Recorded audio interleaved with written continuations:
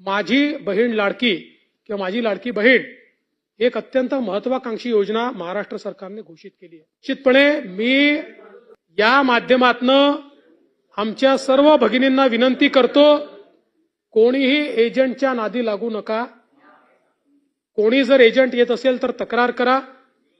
अमरावतीमध्ये एका सरकारी कर्मचाऱ्यांनी गडबड करण्याचा प्रयत्न केला, काल त्याला नोकरीतनं काढून टाकलं, सस्पेंड केलं आणि त्याला बडतर्फ देखील करण्याचा विचार राज्य सरकार करत आहे।